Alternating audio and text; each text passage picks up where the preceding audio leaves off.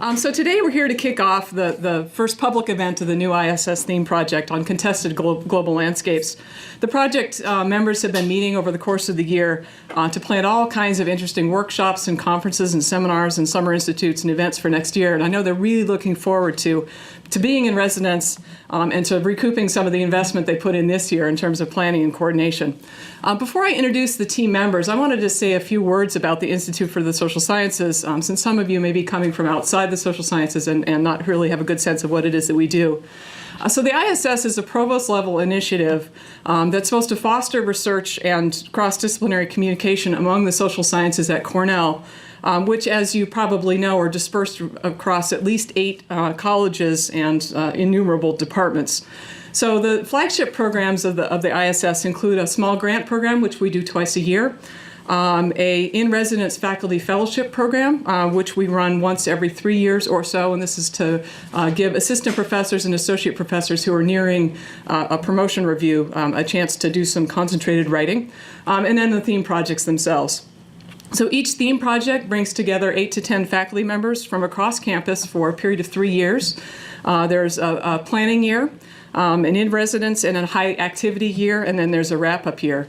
Each of the teams is organized around a common theme or a broad topic area that is intentionally designed to be able to be approached from multiple disciplinary perspectives. So the team that just completed its wrap-up year just a couple of weeks ago was on immigration. That one was led by Michael Jones Correa in government.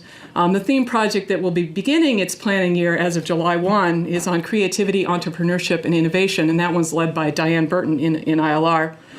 Some of our prior theme projects have examined everything from the changing family to contested knowledge, to poverty and mobility, to social networks, to judgment and decision making. So it's really intended to cover a very broad range of topics that are at the heart of contemporary social science. So the ISS is really excited about the current team, which is working on issues surrounding land. So it brings together faculty members who are trained in, let me see if I get this right, geography, development sociology, anthropology, natural resources, environmental sociology, history, science and technology studies, economics, and law. And if I left anybody out, I apologize. But the goal of this project is to study the meaning of land, its valuation, how land is used, how it's contested and how it's captured by various interest groups, and how global land acquisitions and deals are reshaping livelihoods, but also reshaping economic systems and political systems. So I think it's fair to say that this is one of the ISS's most diverse theme projects, not only in terms of the range of the disciplines and the departments that are represented, but also in terms of its global coverage, truly global coverage. So many of the faculty team members and affiliates do work internationally, and the external speakers that they have lined up to bring in next year study land issues virtually across every continent. We don't need to really travel too far, though, to see just how important these issues about land really are in today's world. Certainly the debate about fracking has brought issues about land and land use to the fore very locally. Even closer to home, we might ask what it says about our evolving relation to the land when one of the most common signs that we see on campus is actually this one.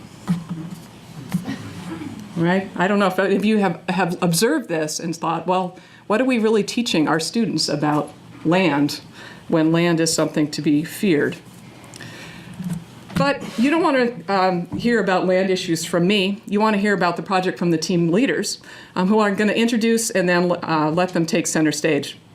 So the land team is led by 2 faculty in the Department of Development Sociology, Chuck Geisler and Wendy Wolford. Wendy Wolford is an associate professor, again, in the Department of Development Sociology, and she is Robert and Ruth Polson Professor. She received a bachelor's degree in economics and international development from McGill and a PhD in geography from Berkeley, where she also worked with sociologists. So this makes her a natural leader of a multidisciplinary team. Her expertise is in the area of political economy of development, agrarian studies, social mobilization, and land reform with an emphasis on Latin America, and in particular Brazil. Although I've noticed that she's engaging in more and more exciting new projects that will take her to all parts of the world and, that have better weather than Ithaca in February and March. It's pretty curious how that seems to work out. Chuck Geisler is professor of development sociology and an active member of the American Indian Studies program here at Cornell. He's published extensively on the social relations of property in the state, involuntary land alienation and dispossession, armed enclosures from military occupation, and new forms of property ownership. He received his PhD in rural sociology from the University of Wisconsin-Madison a couple of years ago, and has since published on property and development issues in the Finger Lakes region, Ethiopia, Bangladesh, Vietnam, Scotland, Guatemala, South Africa, El Salvador, the Dominican Republic, Japan, and probably others that I didn't list. So please join me in welcoming Chuck and Wendy to tell us more about the Contested Global Landscapes project and the other team members.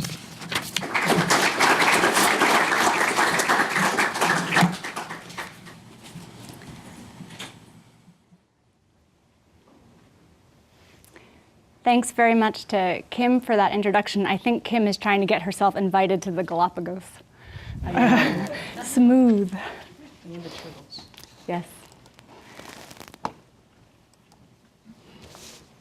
So thank you all very much. Thank you for that introduction, and thank you all for coming on a busy Wednesday afternoon. We're really thrilled to be part of the ISS and to be part of the collection of theme projects that they've had over the past several years. It's an amazing opportunity. We've worked hard this past year, and we're really looking forward to the next couple of years as we move into a busy set of discussions, a busy set of talks, workshops, and conferences.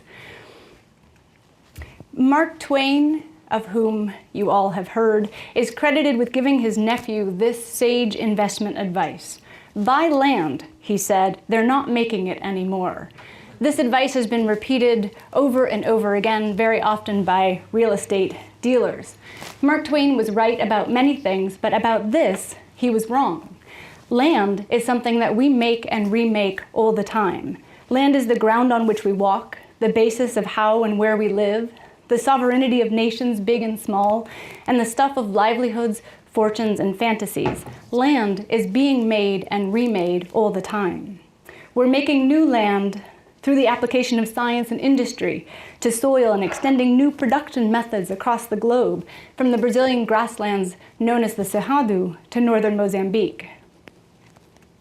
We're making and unmaking land by manipulating water for production, creating new Californias, to address concerns of hunger, poverty, global food security, political stability, and corporate profit. We make new land along our coasts, building barriers against the sea, even as land is unmade by rising sea levels. We produce new kinds of land when we make it into a commodity, whether for production or for protection. Land is being remade as we cut down forests, turning landscapes into something else. As we melt our glaciers and discover new habitats, no matter how fantastical they may be, creating land on the ocean and on the moon. So perhaps we ought to rephrase Mark Twain with all due respect and say, buy more land. They're making it all the time. These themes, the ways in which land gets made and unmade or remade through interactions of exchange, science, policy, human agency, ecology, social mobilization, and cultural meanings, and the implications of that making or unmaking for the way in which people live on the land and for the nature of the land itself, these are the themes that bring this project together. The motivation for thinking about how land is made and unmade, or rethinking our understanding of how land is made, has become ever more urgent over the past decade. There are different structural transformations that have come together just in the past 5 or 10 years to make land an increasingly attractive investment. These structural transformations are known to us. We study them in different ways here at Cornell. Peak oil and the search for alternative fuels, from sugarcane to natural gas, to searching for new rare minerals. A global food crisis manifesting in rising and variable agro-commodity prices. The creation of commodity indexes that separate supply and demand for agricultural products. Rising populations with new consumption preferences and growing inequalities between global demand and local capacity, inequalities that manifest as quote-unquote high yield gaps in the terminology of the World Bank to illustrate the potential for moving in and modernizing or rationalizing and increasing or improving agricultural productivity in places where the potential and the demand for high yields is unmatched.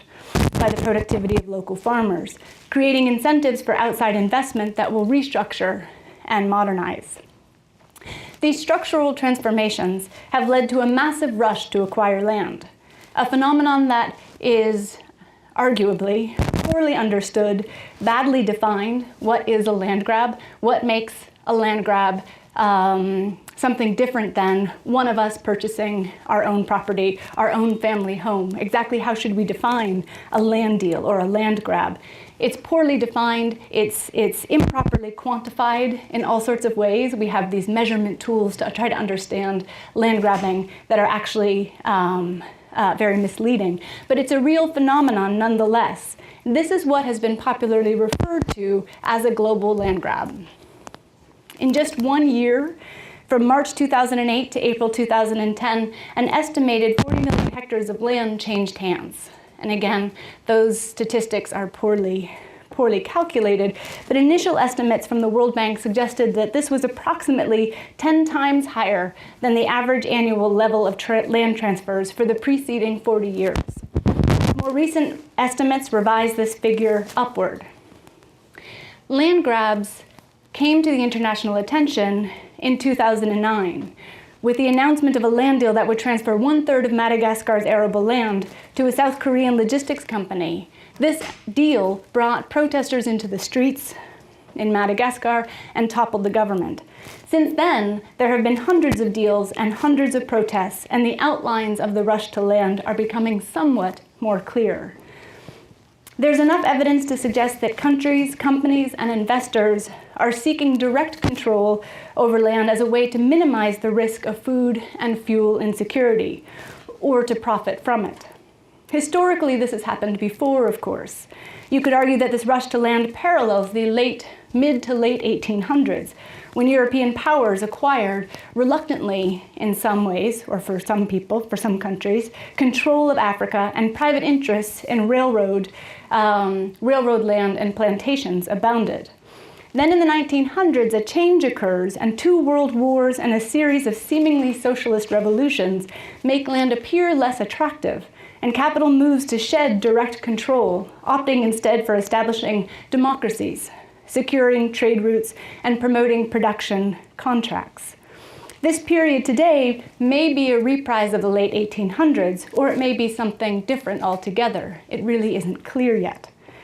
According to researchers, again, for the most part at the World Bank, the location of land transfers is influenced by 3 main considerations: agroecological availability, and to a large extent this is the high yield gap or the yield gap, weak governance, and weak tenure rights. So weak governance overseeing land rights particularly. Land deals made over the past decade appear to have some common features, although they vary greatly depending on local and regional conditions, but they tend to be for the production of what are referred to as flex crops, crops that are able to be used in industry, agriculture, and fuel. So crops like sugar, oil palm, soy, and corn. They're often for large-scale interests or large-scale production of agro-commodities for export. The main players range, a whole variety of players involved in land deals, from national governments, sovereign wealth funds, hedge funds, private equity, commercial farms, and farmers across the globe. Some of the key concerns, of course, about land deals are that they push up land prices. They take food from the poor and hungry, both because of outright dispossession and because food production is diverted from small-scale household production to agro-export commodities. Environmental consequences, north-south implications. And then there are the potential positives, about which we have heard quite a bit. Increasing money for investment in infrastructure, in agricultural technology, and in local development, from jobs to contracts. And the ability to produce more food and fuel without having to expand area, potentially. Over the past several years, Chuck and I have come together from somewhat different places to try to think about the constitution of these land deals and their implications. Implications not just for the deals themselves, or for the people involved, but also for how we understand, regulate, exchange, and inhabit the land and new territories or new resources. In 2009, Chuck Geisler and Fuad Maki started a reading and working group with the Polson Institute to investigate what they called new enclosures, a reference to the enclosure movement that oversaw and generated the legalization of private property in modern England. Together with colleagues from history, including Ray Crabe, who's a member of the team, history, development sociology, English, the American Indian Program, and more, the New Enclosures Group met regularly to discuss the dynamics of contemporary and historical claims to land. At the same time as this group came together, we were also organizing with a new group called the Land Deals Politics Initiative, which came together in 2009 and brought colleagues from Europe, South Africa, and the United States to foster engaged research on global land deals. And so through that organization, through that initiative, we have sponsored 2 international conferences on global land grabbing and 2 rounds of small grants to researchers who are engaged in trying to understand land deals on the ground. In bringing these different interests together, we wanted to use land grabs not as the object of study or the subject of study for the IIS theme project group, but as the window through which to explore a broader set of transformations from perspectives that haven't often been brought together before. So science and technology studies, anthropological studies of indigeneity, macroeconomics, anarchist histories, legal pluralism, and resource ecology. Here at Cornell, of course, we have one of the best pools of faculty and students to do this. Through this project, we bring the weight of the social sciences to bear on the question of how land is transformed and to what end.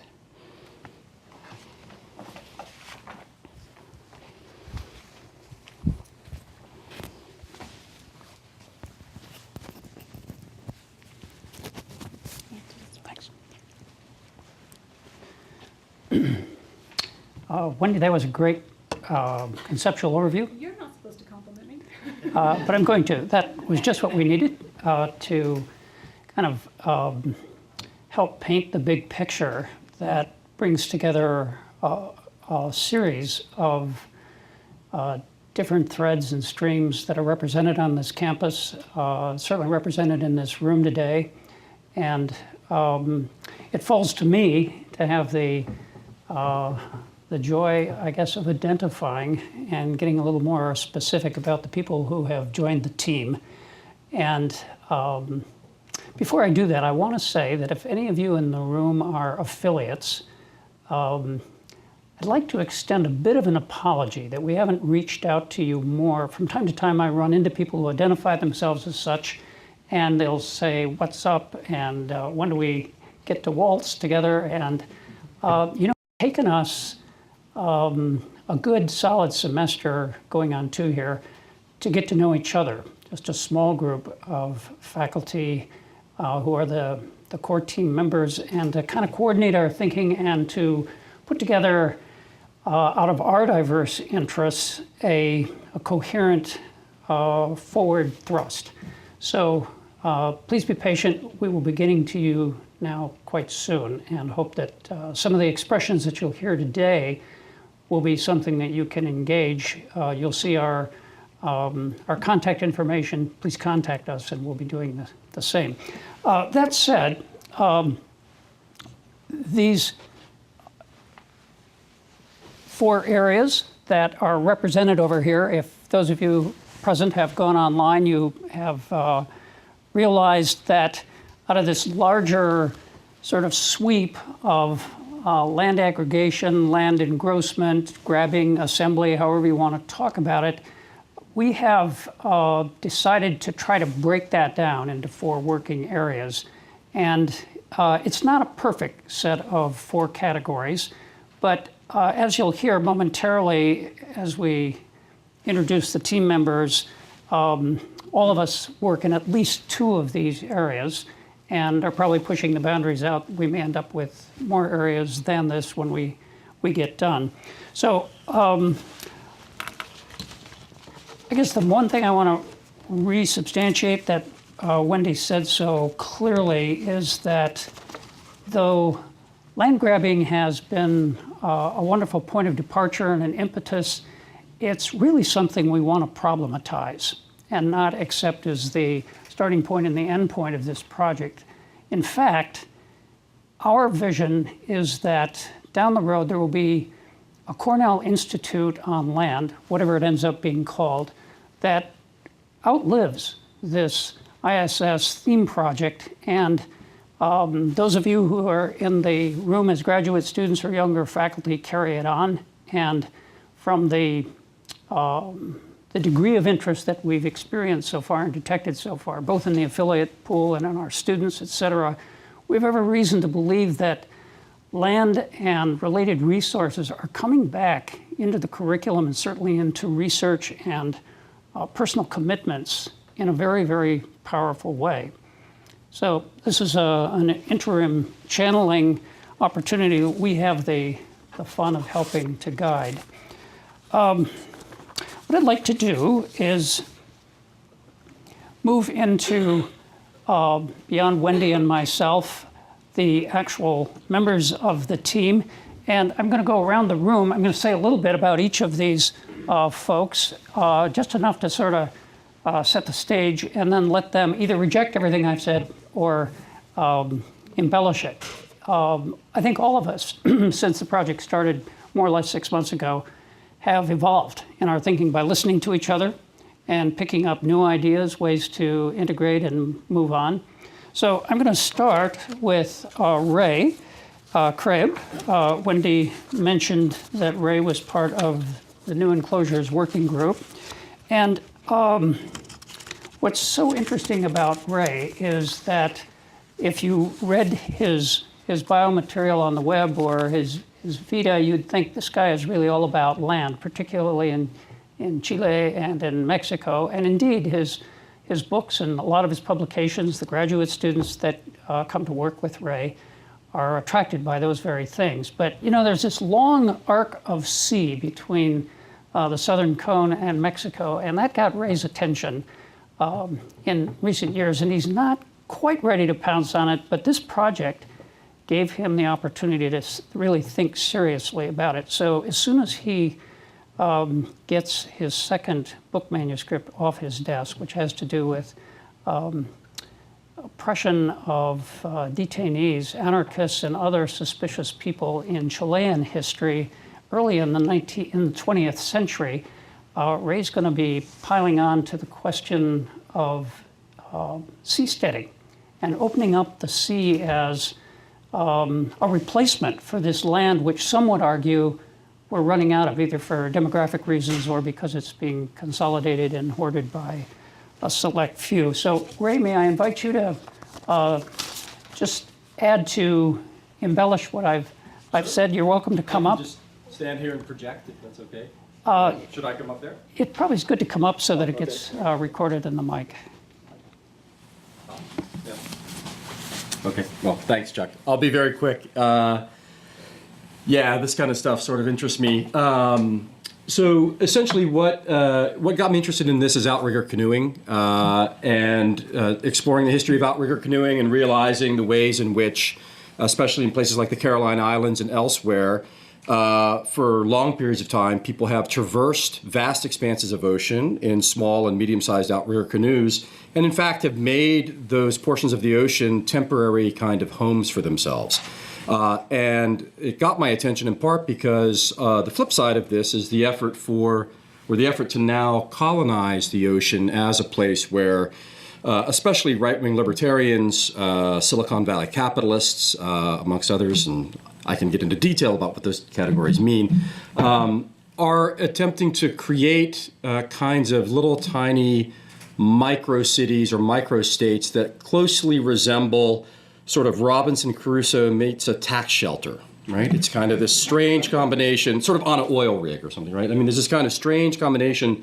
And these were seen as kind of strange proposals in the 1950s and the 1960s when Murray Rothbard, the famous anarcho-capitalist sort of libertarian godfather of U.S.-style libertarianism, suggested this to Ayn Rand. She sort of looked at him and said, "You're nuts," right? She was just completely flummoxed by the whole idea. It's actually now really become something that is been engineering designs have been drawn up. You can read them on the web. There have been efforts to, in fact, create some of these entities.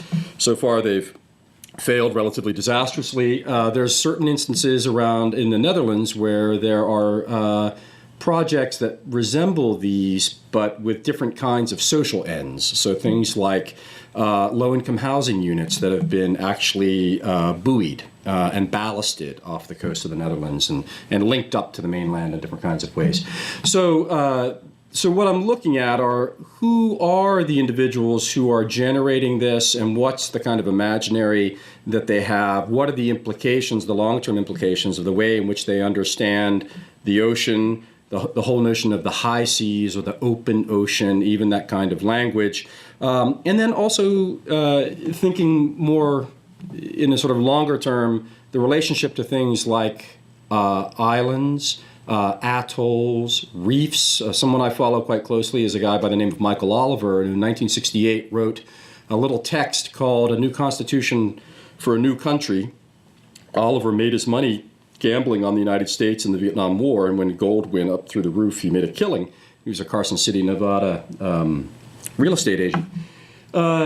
Oliver actually went out to a place called the Minerva Reef near Tonga and hired an Australian dredging firm to dredge the ocean and pile it on top of the reef until the reef was above the water year-round, and then built a little concrete platform on it and declared himself sort of king of the Republic of Minerva. The king of Tonga didn't like this, and so he opened up the prison and took the royal yacht and a four-piece brass band to Minerva and sort of ripped down the flag.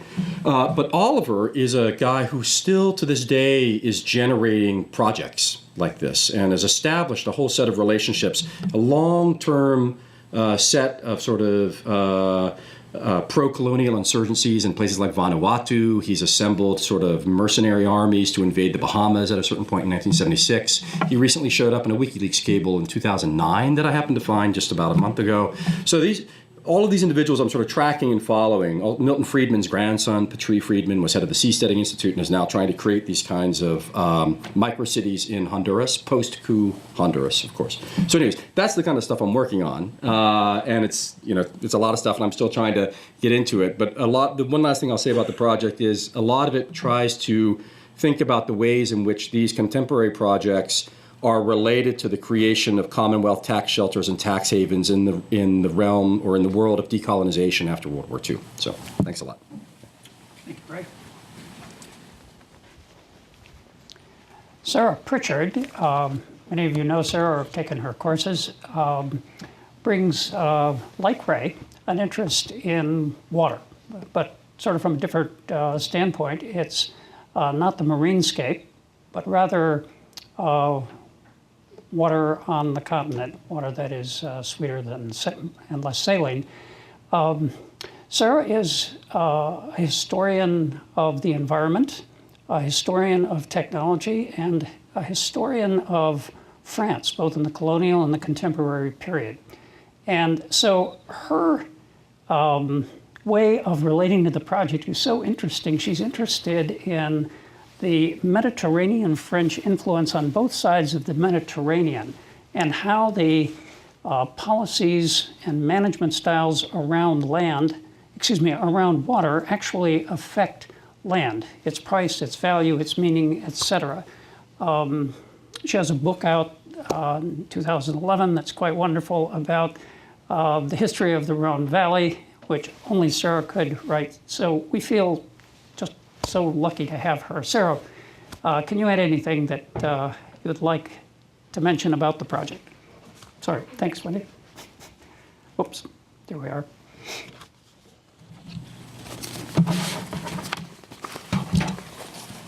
We missed you, Paul, but we'll come back to you, I hope. So as Chuck indicated, my first book was about the history of the transformation of the Rhone River in France since 1945. I was interested in the history of water management technologies and what that says about the French state, French society, attitudes towards the environment.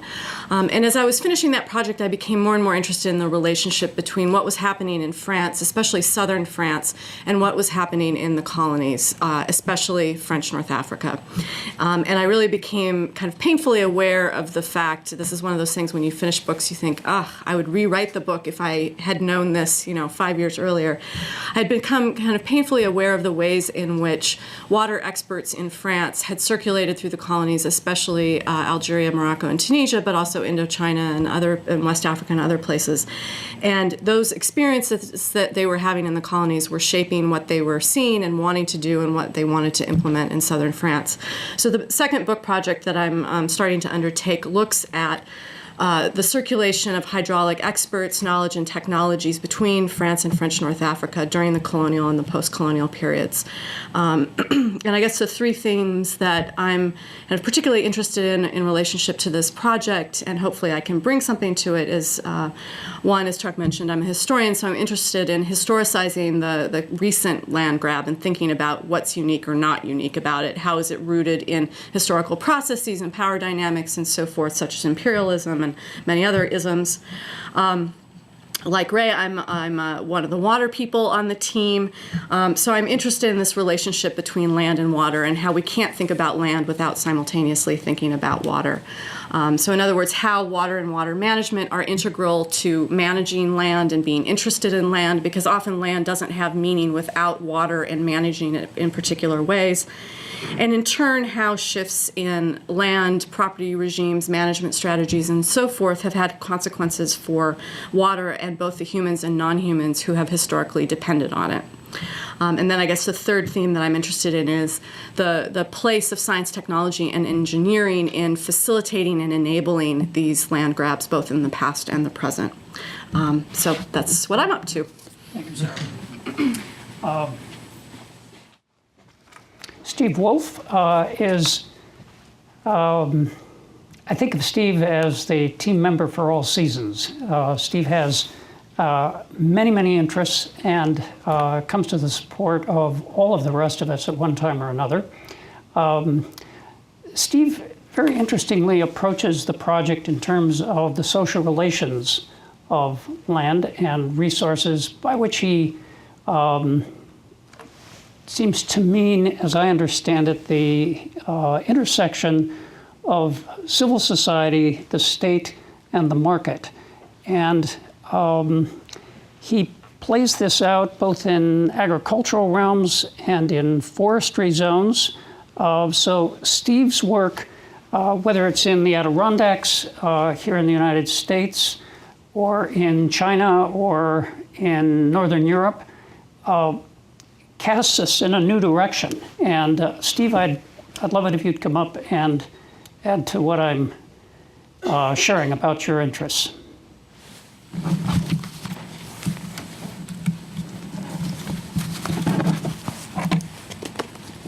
Yeah, thank you, Chuck. So I just say before I add on to that introduction that I think that this is an opportunity for us to kind of give a state of the project, and it was suggested earlier, really to try to signal our interest in drawing you in, both as participants and as audience. And I think that before today's program's out, we're going to talk more about that. And I think there's a whole variety of activities, whether it's small grants programs we're organizing, or summer institutes, or the workshops, or the Friday Symposium series, that quite sincerely we're very much interested in enlarging the group and having interactions with you. So it's great that you're here, and I really want to focus on that in addition to trying to share with you what I'm interested in and about this project. So I think that Wendy and I think, have a good-natured conversation going on about the nature of social construction of scarcity. I think we could characterize our introduction maybe harshly as kind of the hard constructionist view, suggesting that they're making more land. Well, they're not making more land in a material sense. We're running out of it. And I think there is real scarcity. And I think that the tension and material consequences of scarcity, whether it's real or imagined, the imagined scarcity is real. And it creates forces and creates pressure. So it's not really competing definitions. They're complementary definitions of what's going on and what's driving transformations and hot politics and search for innovation and land grabbing, both from above and below. But the institutional crisis is actually the one that worries me even more as a father or as a citizen. I think that the scarcity of land, that's something we could probably deal with it if we had any decent ways into the problem. but reliance on the state or reliance on civil society or reliance on self-organization of various communities or reliance on market, it's not panning out. And our ability to integrate those and realize synergies through some layering on of these institutional modes of coordination is not understood, and we don't know how to do it. We don't even really know how to talk about it, and the language is quite primitive, suggesting how new this field is. So the institutional crisis layered onto the material crisis really gives me pause. The projects that I'm interested in connection with this group, on the one hand, in the United States, 30 million acres of forest land has moved out of vertically integrated forest products companies in the last 25 years, and it's moved almost wholly into institutional investors. These are timber investment management organizations and real estate investment trusts. And so I'm working on a particular set of transactions in the Adirondacks. This is a more general and national phenomena. I'm hoping to engage the Lincoln Institute in Cambridge in May in a kickoff event around this, which could be national in scope if it pans out. But the basic situation is that the ownership has changed and the access has changed. And Brandon Kraft is in the back doing a PhD with me, is working on this for his dissertation.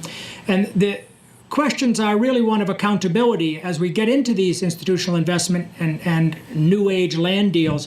The property rights have been exploded, and it's not just a simple fee simple transaction from Georgia Pacific to John Hancock Insurance or TIAA CREF. You're all participants, those of you who are employees in the land grab. And communities are vested, NGOs are vested, institutional investors are vested, and the state is always present. And so we're looking at these relationships not cynically, but as creative approaches to dealing with competition between social, economic, and ecological demands on landscapes. The other interest I bring is in this payments for ecosystem services.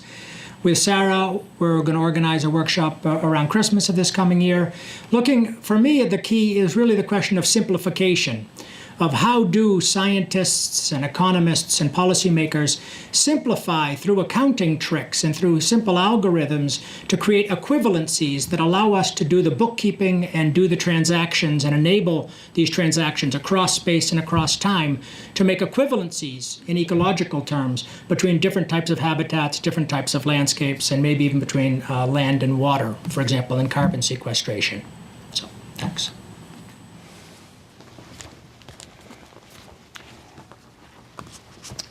Paul Ladasky. Paul has worked for at least 17 years in the Canadian Yukon, and his interest as an anthropologist has it's been on many things actually, but in particular and relevant to why we're here today, Paul is focused on land claims by Native people in the Yukon and the agreements, the assertions of self-government that they are negotiating with the Canadian government. So these are very much, you could think of these as public sector land claims, very different from off-the-shelf kinds of definitions of land claims that we have met with thus far. Paul is thinking about this quite differently. He's written about property. He's written about property as seen, experienced, and valued by Native people in animals and in land and in resources worlds apart from the way we in kind of Western rationalist paradigms tend to conjure these things. So, Paul, it's really wonderful to have you on this team and to bring your particular anthropological perspective. Please share a little bit more of it with us. Whoops, that's not the right one there. We'll come back to that. Where are we? Go back. Okay. Where was the Yukon? There we are. Yeah. So thanks, Chuck, and thanks everyone for coming. I'll try to be brief as well. As Chuck said, I'm interested in land claims in the Yukon. Land claims, for those of you that are not Canadian, you probably don't know what that is. They're treaties. They're modern land cession treaties. Treaties were signed in most of Indian treaties were signed in most of the continental United States, almost 99% of it, the United States is under treaty. In Canada, most of southern Canada is under treaty, but most of northern Canada, the Maritimes and British Columbia had never had treaties signed for various reasons, most important of which is a 1973 court case in the Canadian Supreme Court.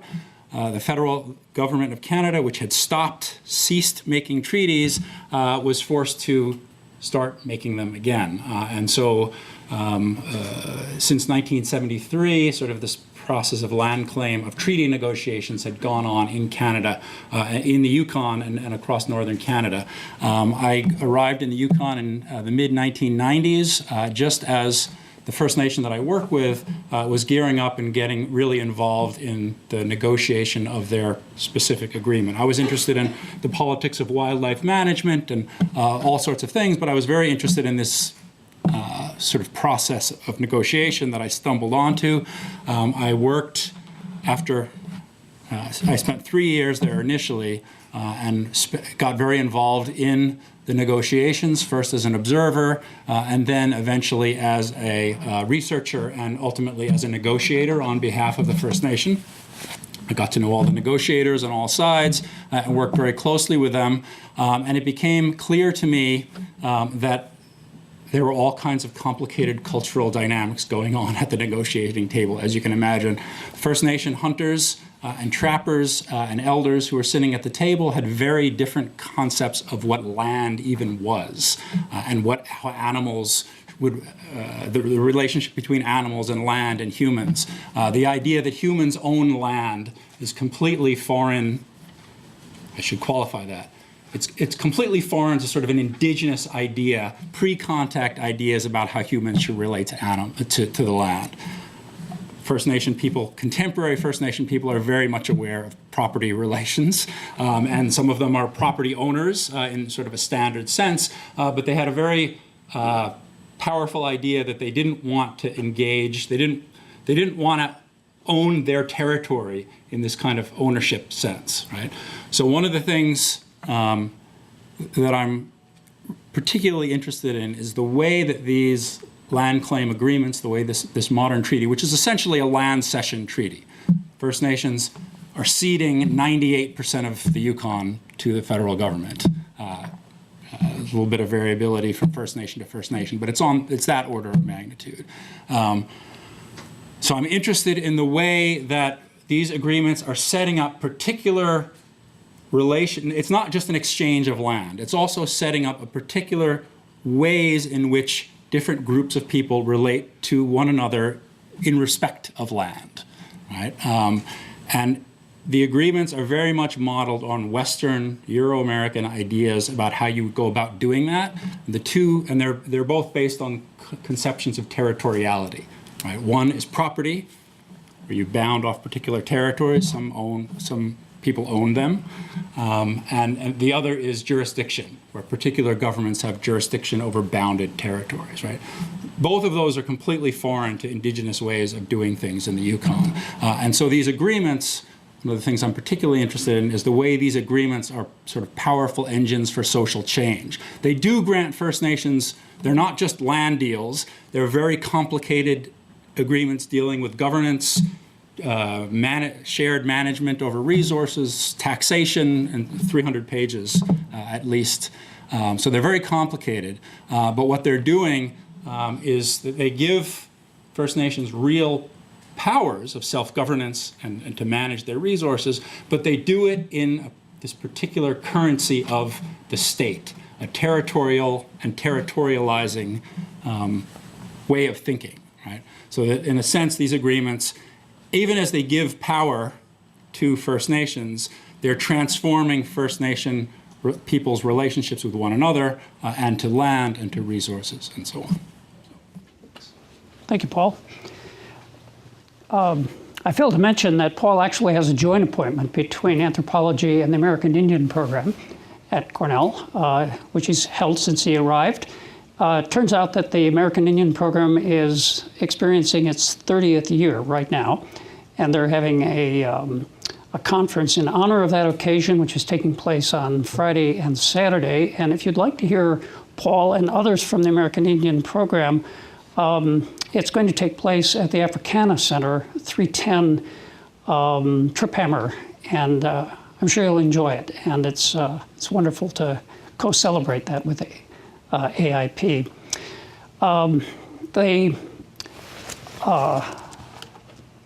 My attention now turns to Steve Kyle, but I guess I should make sure I have the slide up before I do that. Here.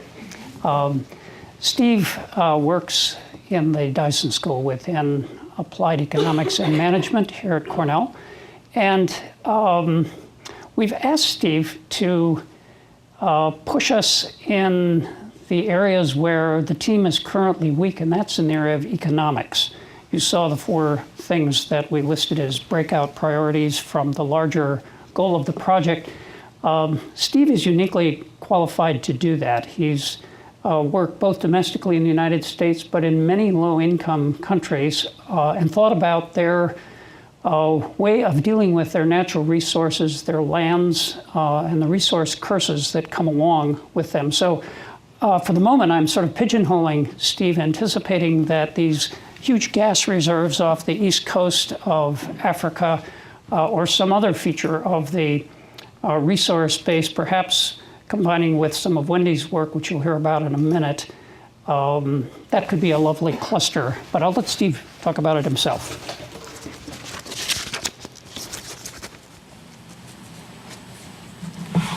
Thanks. First, I should say I've been on the team for about a week now. But I have been multidisciplinary for a very long time. My undergraduate advisors called it confused. But I was originally an engineer when I first got to college. Then I majored in art history for a year, then political science for a year, and then I took nothing but econ courses in my senior year and became an economist. There was a sociology course in there somewhere, so I can talk to my fellow sociologists. My involvement with this project actually grew out of quite a chance encounter. I can't remember where it was, but I heard that Wendy was going to do something in Mozambique. And I said, hey, we got to talk about Mozambique, because I have actually done stuff there since 1988, when I first went there to look at various issues related to agricultural development, macro balance, and a whole wide range of things. I was sort of forced into a multidisciplinary mode because there were so few people working in Mozambique at that time. One of the things that I actually participated in was early debates on their land law. People there recognized that it was going to be a big problem and a big issue right at the get-go. They got their independence in 1975 from Portugal, and there were multiple overlapping claims on land and different ways of even looking at it. There were African people who had been there all the while. Portugal got there 500 years ago. Mozambique was declared to be a part of Portugal, so the land law they were handed at independence was the Portuguese land law. There were also people who had come since independence and either been handed grants from the central government or just staked out claims on their own. All of this was debated hotly, but what struck me was the huge gap between these almost, well, the fervor was almost religious with which some people had their opinions. The new government was supposedly Marxist, although that didn't last too long. But there was a huge gap between the debate and what actually happened on the ground. When I talked to people in the Directorate of Land Registration about land ownership, land markets, being an economist and worried about agriculture, I was, of course, interested in land markets and growing stuff. And they said, well, no, you can't own land in this country. It's not possible to do that. Nevertheless, when I walked around outside the city, there were land markets. You could get a price. They would tell you, hey, you could buy that piece, and they had a price that they would name. And there was actually quite a happening land market going on. On the other hand, there were other people who thought they owned that land. So it was a very confused situation and remains so to this day. Now I am getting involved, as Chuck mentioned, in somewhat of a different way. But I have to say I'm open to conversations with the team, and this may evolve in various directions. But my current center of gravity in the research world is problems of economic problems of resource exporting countries. I've done a lot of work on this in other African countries, in Angola, Sao Tome, Nigeria, and other countries outside of Africa.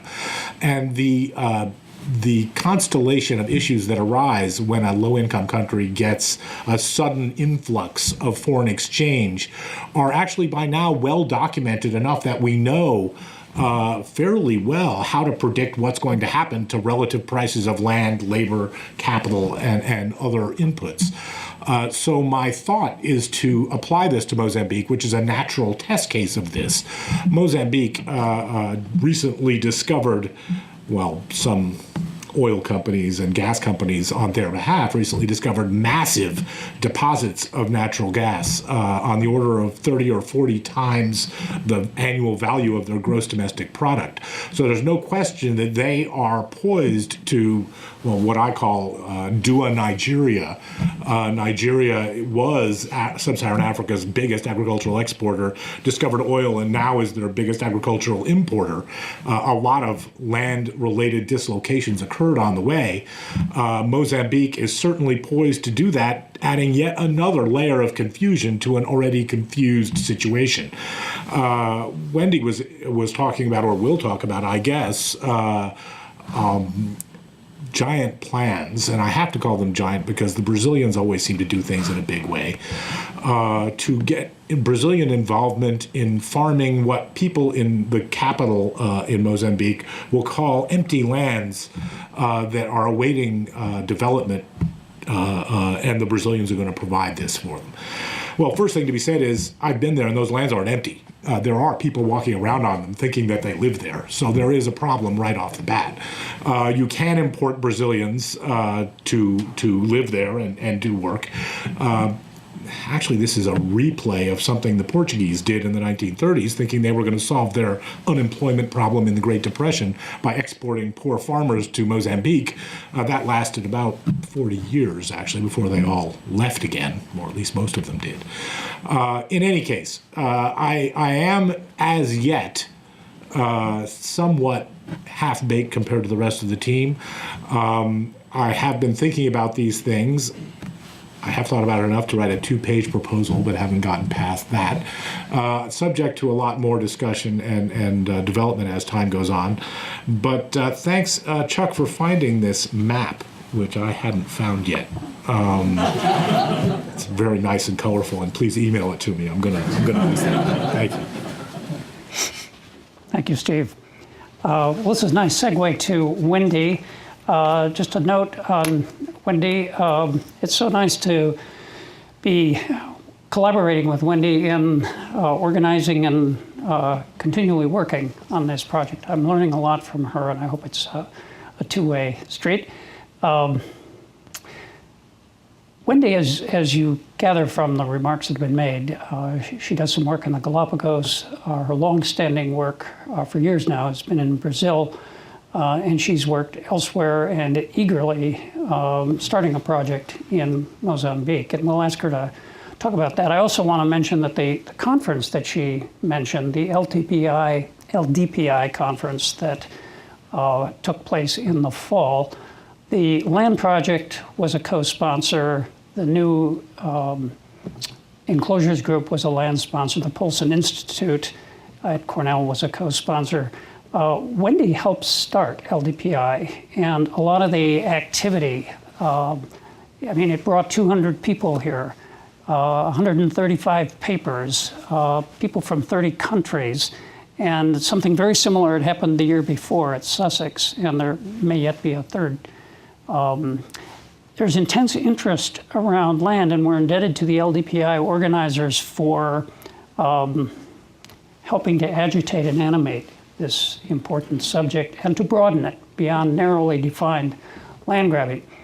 Wendy is also the Associate Director of Economic Development at the Atkinson Center, and so she has a wide view of campus and new initiatives, many things that are beckoning to be opened up, and we hope will flow and articulate well with our project here today. So Wendy, tell us a little more about your work in Mozambique.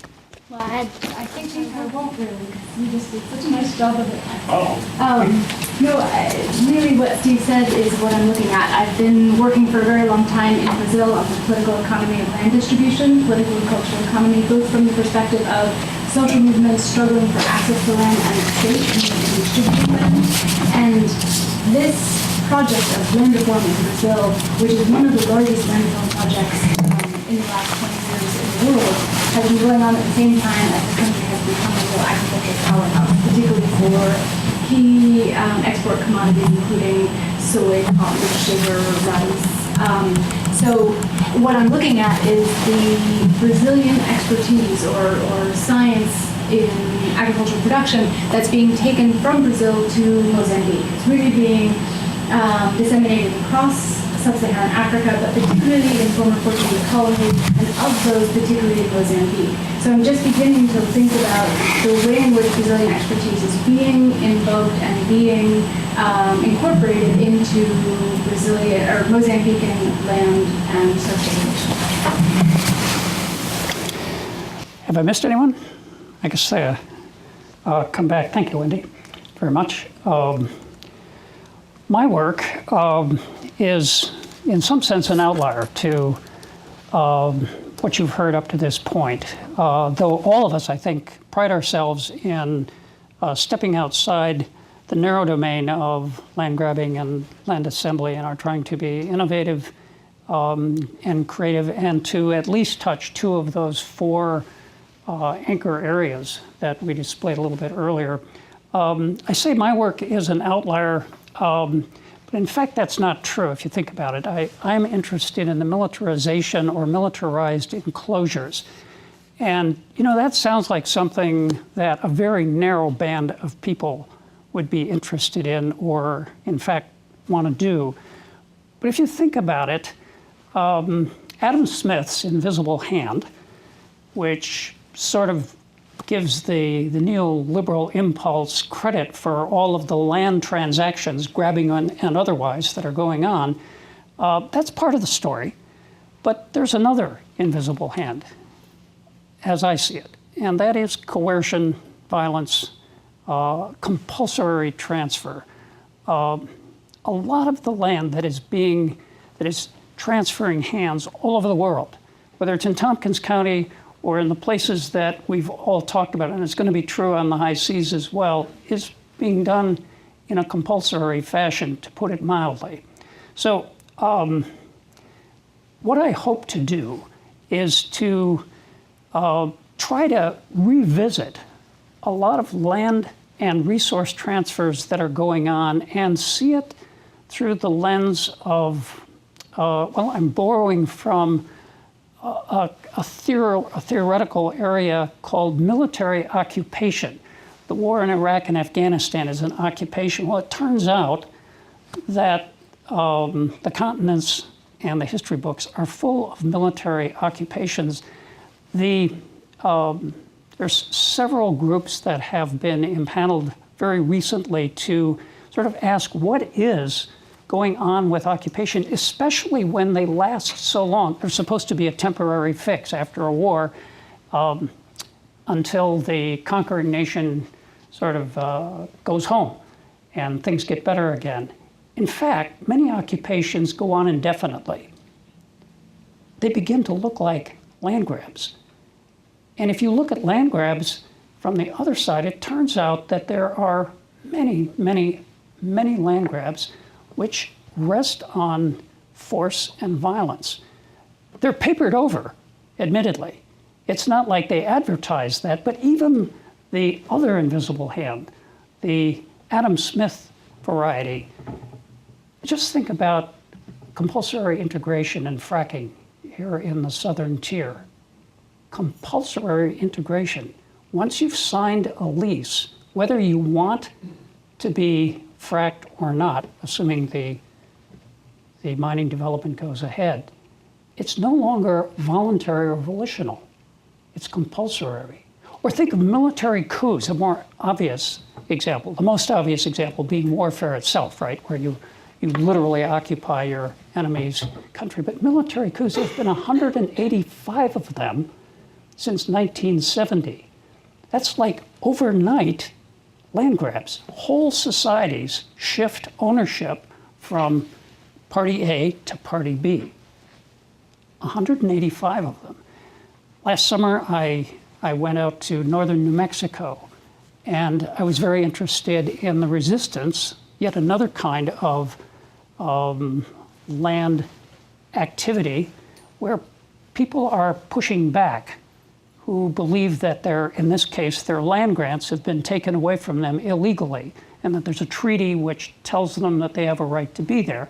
Well, in the 1970s, a lot of the local sheep herders and very, very impoverished interests decided to arrest Forest Service agents and use violence, doing citizens' arrests, taking over a courthouse in Rio Arriba in the northern part of the state. It led to the largest manhunt in the history of New Mexico. Every armed official in the state was on this to go after these rascals who were so presumptuous to think that they could take back their land. So it really generates my juices. I'm very interested in trying to, I guess, bring the coercive side of the story into full focus and get it up into the conversation with the rest of us who are interested in land transactions from many, many other standpoints. This is a slide, actually a mining community in northern Ecuador. One of our undergraduates here at Cornell shared the movie, and this is real stuff. This is not staged. These are paramilitary people who were sent into the village to force the local community to get the hell out of the way because a Canadian mining firm was coming on in. They had a contract with the Ecuadorian government to mine, and they were not going to be messed with. And the slide that Wendy showed of, Madagascar, the coup that took place there. What did we see? We saw military people behind the president in a coup situation and a major, major land transaction of recent memory. Anyway, that's what I hope to be doing, and I look forward to input from any of you. I know some of the graduate students in the room who have approached me share at least some dimension of this particular interest. So we should move on, and we need to. Thank you. We have not very much time left, and as Steve Wolf admonished us, we want to allow time to talk about where we're going in the future. Wendy and I have crafted out a statement of our goal, project goal, which is very close to the original goal that appeared in our proposal. And I'm just going to walk you quickly through 6 things that we're doing that we feel feed directly into that goal. The conference that we mentioned, I'm going to move through that quickly, having acknowledged it. The second thing is a summer institute. We hope to be doing this every summer for the next 3 years, starting this next month in May. It'll be a week-long activity, and as you can see from these things, there's going to be field trips and opportunities for students to develop a paper, get a lot of feedback from various faculty specialists who will be there from Cornell, as well as invited speakers that we feel very fortunate to have coming for the Summer Institute. And the thematics are going to, we hope, collapse into 4 areas, one of which is indigeneity. We have admitted or accepted the applications of 3 students. These are ABD graduate students who will be doing this. Rethinking territory is a second emphasis. Again, 3 students. Marine ocean, you can see why, based on what team members have spoken about, why that would be important to us. And finally, something that is all too easily taken out of the picture and needs to be brought back in is urban kinds of squatting, land contestation, reclaiming of land, etc. There will be as I said, other sequential summer institutes. We're not entirely sure. This is a provisional name. The Science of Scarcity, Transformation, and Land and Management. Probably Stephen Wolf and Wendy, possibly Sarah, will be organizing this a year from now.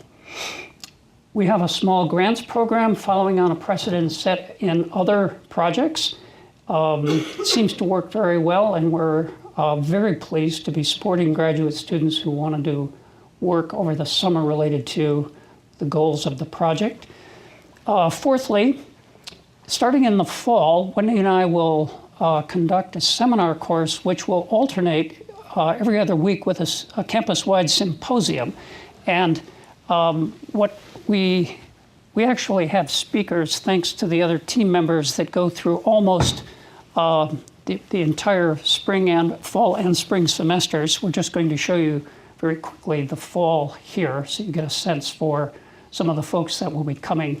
And this will be sent out as soon as we get it formalized.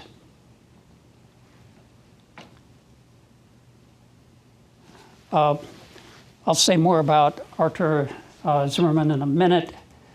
You can see Steve, Eduardo Penalvier, Steve Wolf, and Sarah. There are interspersed with this symposium series are going to be some small workshops. I say small, actually they might turn into major events, but we're trying to keep the lid on the situation given that they'll be taking time and effort during the semester. So intermittently you'll see workshops cropping up in this symposium seminar series. Fifth thing we're doing, thanks to the help of some of you in the audience, is to develop a working web page with the information we're sharing today and updates on it. It's almost ready to go public with. We're very close. And of course, there's lots of writing projects that we have in mind. For instance, the Summer Institute, those papers that students are bringing with them to Ithaca, hopefully they will be brought together in a published a volume or a series of special issues. We're looking forward to doing that, and maybe some of you would like to collaborate on these, in which case you should be approaching us. Engaging that goal of the future, the goal that I displayed a little bit earlier, that's our main intention. When the dust settles and the band stops, we hope to have not only delivered on these 6 things that Wendy and I prepared and just shared with you, but we hope to be able to create that Land Institute that we talked about in our initial proposal, and which we believe there is really a groundswell of interest for amongst the faculty at Cornell, amongst the alumni of Cornell, many of whom are well placed in institutions outside of Cornell that deal with land and natural resources, and of course particularly with graduate students.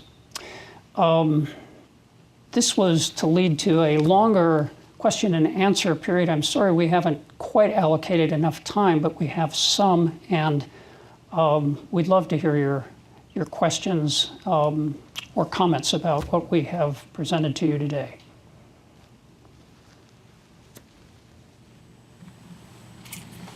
Can I just briefly jump in? You betcha. I lost a slide. I think, where we wanted to introduce you to some of the people who will be with us next year. It looks like we did lose them. We have 2 postdoctoral fellows who'll be working with us. Rao Jing, who is with the China Agricultural University, working on land grabbing in China and through China. There it is. And Arthur Zimmerman, who's a recent PhD from the University of Sao Paulo in political science. He'll be looking at agrarian violence and thinking about Brazil, but in the context of Latin America, both contemporary and historical. We have 2 former, in a sense, they were both core members at different times and both left the university. I think that's not related. Kevin Morrison was in the government department at Cornell and now at the University of Pittsburgh. He'll be coming back to give a talk and work with the team. He does tax revenues and governments over natural resources in Africa. Then Eduardo Penalver at the law school is at the University of Chicago, and he looks at property and land grabs, particularly from below in India and South Africa, and he'll be joining us for a weekly seminar as well.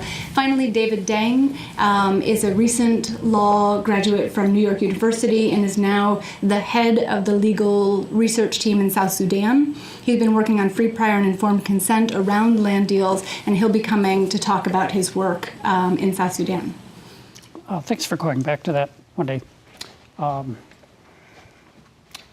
Please, if you have questions or comments.